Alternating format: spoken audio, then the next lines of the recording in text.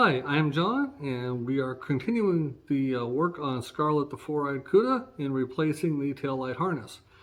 Okay, we are back. We are in the trunk, and we are ready to swap over the taillights to the new harness. So for these, you just pull, and they come right out. So I'm going to do these one at a time. And so here's this section that all gets put together. Untangle that. And so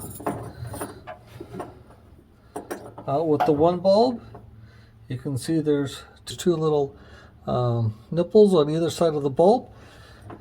You just put them in, push down, give it a twist, and you're done.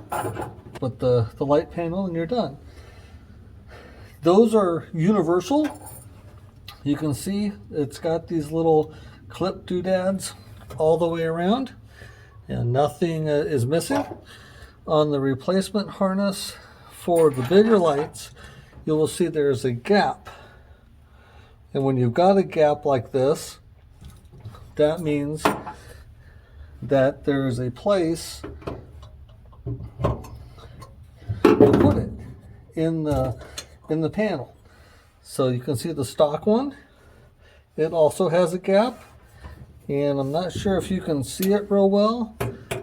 In there, you can see right here where it's all the way around, and then there's this little tab. And with that tab, that's where that space goes. And then again, the bulbs just have those little nipples on them. And then you line up that gap with that space, and you are good to go. One thing you might notice if you're a keen observer, there's this little extra tab that comes out, which is not on the stalker. I'm thinking that is for aftermarket use. So if you have a pair of reproduction housings,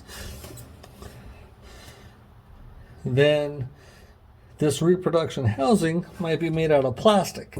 If this is plastic, then you need to ground this unit, the light, so that way you can take these tabs, make a little ground wire for each one, and ground it to the chassis, and then the lights will work. Because these are only power, there's no ground. It uses chassis ground to complete the circuit. So if you've got, a plastic container or a plastic housing, then you're going to need to use those tabs. So I will do this other one, and then we'll go on to the next side, because we're going to have to route this cable, and I'll show you how to do that. Hold on.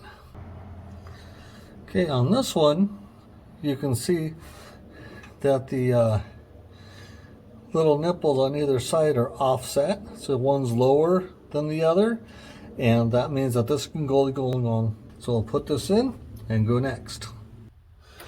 Okay, so now as far as the clips go for how this hooks up, you can see right here there's this clip, and I just have this routed up and in, and then there's another one here.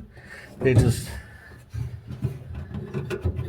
go in and then bend up and out of the way to keep those nice. Okay, I'm going to apologize for the stability of the image up front, because I can't use my tripod in order to do this. So you've got the housing for the taillight housing. The cable clips like that. And then I've got it routed around. And then it's going to go down. And we got more clips. They're just little bendy clips. And they bend in the way. Then it routes in, and you can just sort of see that cable behind the fill for the gas tank, over and around and to the other corner marker. Okay, so I am underneath Scarlet the four-eyed cuda, and right here, that is the connector to the fuel tank sending unit. So that's what I'm going to pull down from above. All you have to do is pop that grommet off and run it down and in and reattach it. Hopefully it is really that easy, because it looks like it's a pretty tight fit when you consider the muffler that is right next to it. So wish me luck, and here we go. Okay, you can see the connector that the new one goes to. I've got the old one out, and that nice pretty blue wire is the new one. So I just need to push it on, shove the grommet in the hole, and it's done. And that will take care of it. And this project will finally be taken care of. Thank you very much for watching. Okay, and she's done. It took a little finagling to get the connector back onto the sending unit, because the wire keep wanting to twist a little bit from being in the package for so long. So I guess I would say take the cable out of, or the wiring loom I should say, out of the package. Stretch it out, let it sit for a couple of days inside the house before you do it, or hang it up in your closet or something that way, so that the cable can stretch and kind of get rid of some of that coil memory from being in the package for so long, and it will probably make things a little bit easier. So we're good, we're done. Only thing to do is vacuum out the mess and put the mat back in. Put the jack back in place, and we are done. However, I'm going to conclude the series at this part, because the rest of it is just cleaning and calling things done. But I am looking at putting in some Dynamat here in the back to keep things nice and pretty and quiet and clean in the future. So thank you for watching the series. It is much appreciated.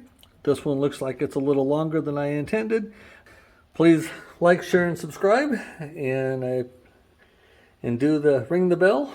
But if you found this helpful, please share it and tell your friends. So thank you very much, and I will talk at you later. Bye-bye.